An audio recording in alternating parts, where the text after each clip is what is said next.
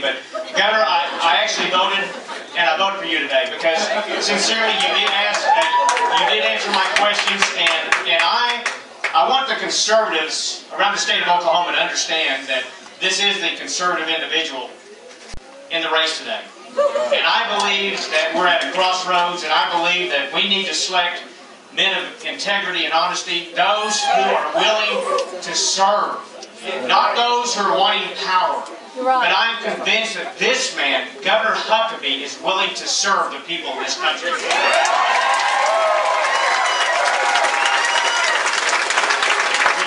that said, Governor, it is our intention to Governor, to welcome you to the great state of Oklahoma and let you know that at the convention we fully intend to bring you all 42 of our delegates.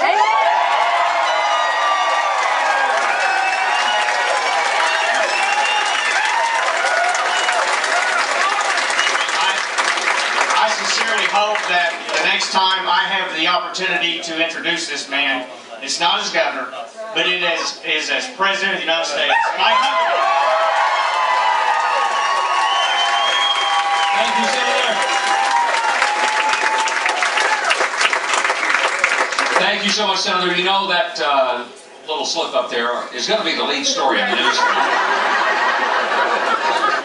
What I should say is thank you, Senator Briley, for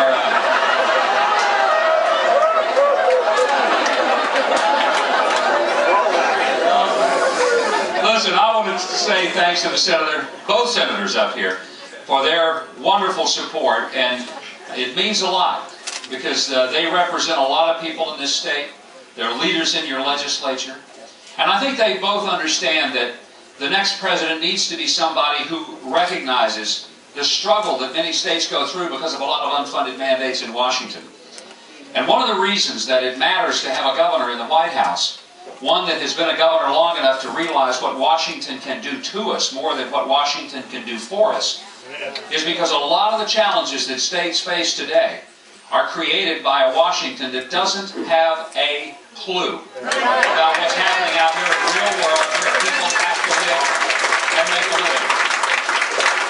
I want to thank you for being here. We really, I don't think, could have imagined this many people coming out in the middle of the day in Tulsa.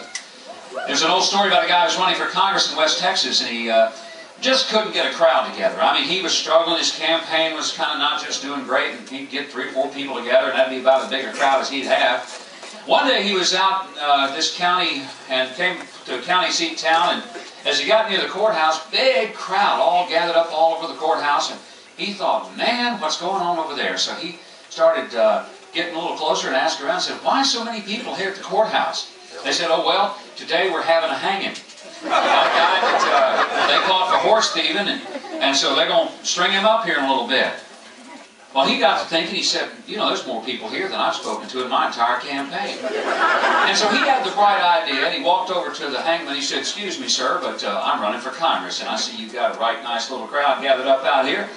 I'm wondering if it'd be all right with you if before you carried out the hanging, if maybe you could let me talk to the crowd while they're all kind of bunched up. The hangman said, well, you know, it doesn't matter to me. My pay is the same either way, but quite frankly, I guess it'd only be respectful to ask the man who's about to be executed what he thinks about it. Now, by this time, the guy has the rope around his neck, and it's about time to do the deed. So the hangman turns to him and said, excuse me, this gentleman here is running for Congress, and he'd like to ask, could we delay and hold off the hanging for a while and let him say a few words to the crowd? The guy was about to be executed, looked over there, saw who it was, turned back to the hangman and said, well, I don't mind if he talks, but I've heard him before, and frankly, I'd appreciate it if you just hang me first.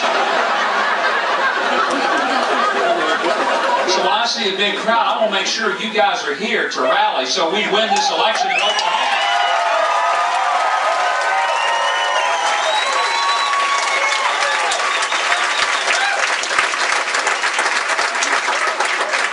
I want you to know that it's not easy for a Razorback to step across the Oklahoma line, hat in hand, and beg and plead and say, please, Oklahoma, come through for me.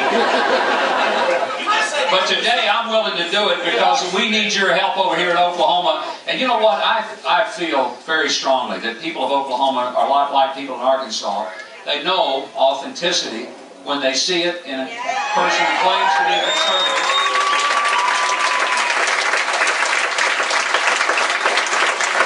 I got to tell you, I'm getting a little unhappy with some of these folks in the national media who wants to pick the president for us.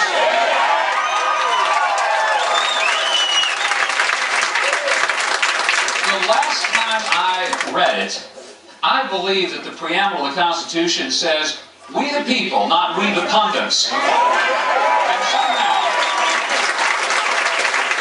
there's some other nonsense going on out there that says, well, you know, we've got to rally behind the conservative. And Mitt Romney's people are out there telling everybody that a vote for Huckabee is a vote for McCain. Can I correct something? A vote for Huckabee is a vote for Huckabee.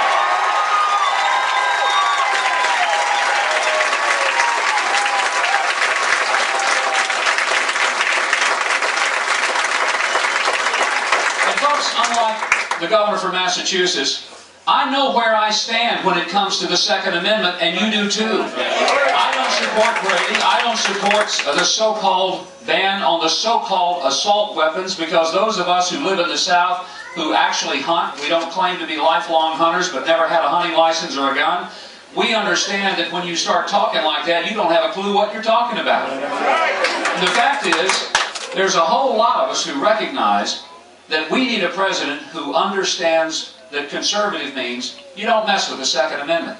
That a conservative means you don't come Johnny-come-lately, late in life, to the view that life begins at conception and ought to be protected. That we ought to have a human life amendment to the Constitution.